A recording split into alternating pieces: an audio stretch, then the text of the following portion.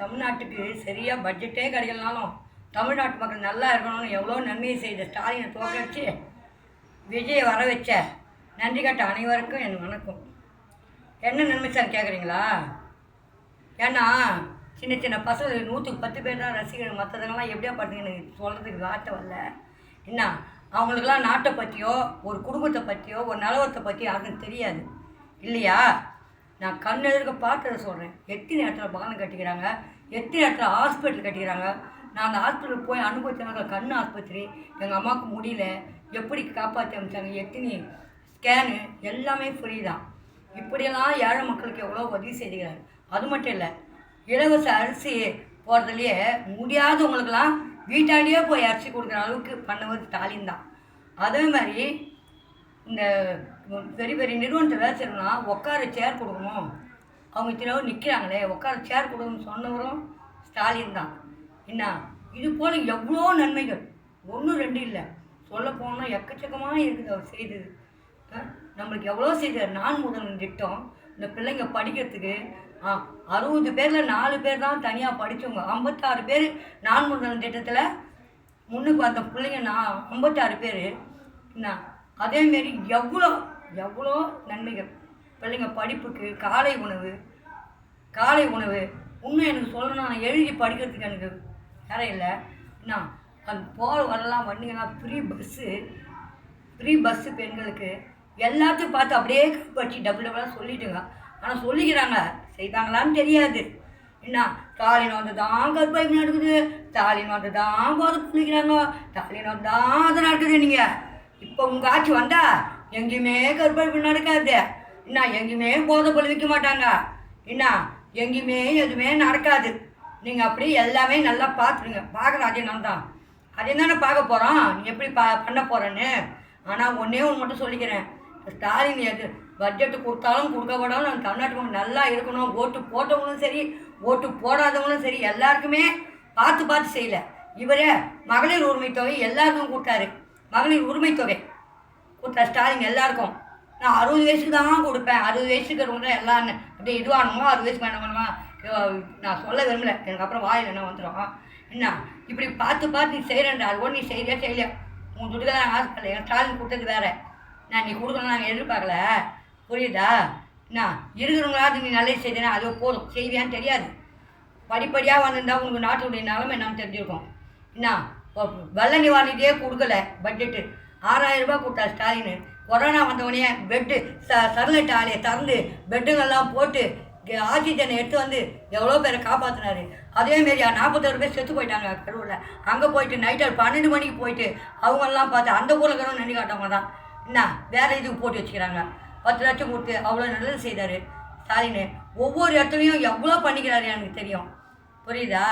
என்ன சரலாட்டை திறந்து அதேமாரி கொரோனா டைமில் புருஷன் செத்தா கூட பொண்டாட்டி பார்க்க விட, பொண்டாட்டி தான் புருஷனை பார்க்க விட மாட்டாங்க. கொரோனா ட்ரெஸ்ஸை போட்டுக்கினே உள்ளே போய் பார்த்து வரீங்க ஸ்டாலின்.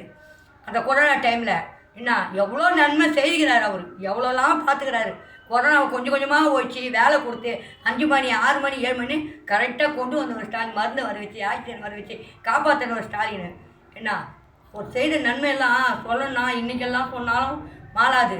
நன்றி கட்டுவோங்க. இப்படி பண்ணிட்டீங்க, பரவாயில்ல. விஜய் வந்துக்கிறாருல, 6 சிலிண்டர் கொடுக்குறேன்னுக்கிறாரு, வெளியே போகிறதுலாம் பஸ்ஸு கொடுக்குறேன்னுக்கிறாரு. எல்லாருக்கும் லோக்கல் பஸ் மட்டும் இல்லை, எங்கே போனாலும் பஸ்ஸு தரணிக்கிறாரு. இன்னும் எவ்வளோலாம் செய்யணுங்கிறாரு. அவர் என்னெல்லாம் செய்கிறாருன்னு பார்க்கலாம். 4.5 கோடி ஒரு தமிழ்நாட்டு பட்ஜெட்டுக்கு ஒரு 12 கோடி சொல்லி வச்சுக்கிறாரு. 17 கோடி சொல்லி என்ன பண்ணால் பார்க்கலாம். இப்போ என்ன 108 இடத்துல நீ எத்தனை ஓட்டு வாங்கி வந்துருக்கிற? 15 லட்சத்தோட ஓட்டு தான் நீ வாங்கி ஜெயிச்சுக்கிறீங்க. அதுவும் இன்னும் நீங்கள் யாருன்னா ஆளை பார்த்தா தான் நீங்கள் ஆட்சி அமைக்க முடியும். ஆட்சி அமைங்க இல்லை, நீ அமைக்கணும். அமைச்சாதான் உங்களுக்கு எதிராளி எப்படி என்ன செய்தாங்கன்னு இந்த மக்களுக்கும் தெரிய வாய்ப்பு இருக்குது. நீ வந்து என்ன செய்கிற, ஸ்டாலின் எப்படி செய்தாரு, நீ என்ன செய்கிற அப்படின்னு தெரியும். ஆனால் அப்படி இல்லாமல் வீட்டுக்கு நீ எல்லாம் ஒரு முதல்வராக வர ஆள் தானே நீ. விஜய் தான் சொல்கிறேன், நீ ஒரு முதலமைச்சராக வரனா அடிக்கி வாசி முன்னா பேசுகிற மாதிரி பேசாத. என்ன சினிமா மாரிலாம் இல்லை நாடு, புரியுதா? வந்து அவரை அமுச்சிட்டா நீ நாளைக்கு முன்னாடி ஒரு ஆள் வரமாட்டாங்களா? இதெல்லாம் வெற்றி தோல்வி சகஜம். அது நன்மை செய்தவங்க யார் இருந்தால் சரித்திரம் இடம் பிடிக்கும். அந்த சரித்திரம் எங்கள் ஸ்டாலின் பேரை சொல்லும். ஒவ்வொரு பாலமும் சொல்லும், ஒவ்வொரு ஹாஸ்பிட்டலும் சொல்லும், ஒவ்வொரு பாலமும் சொல்லும், ஒவ்வொரு மக்களும் சொல்லுவாங்க. இந்த சின்ன சின்ன பொடி பசங்களுக்கு நடுவில் பெரியவங்க தான் போட்டுக்கிறாங்க. அவங்களெலாம் தெரியுதா இல்லையா? புரியுதா? சரித்திரம் சொல்ல என் ஸ்டாலினுடைய புகழை நீங்கள் சொல்லணும்னு அவசியம் கிடையாது. புரியுதா?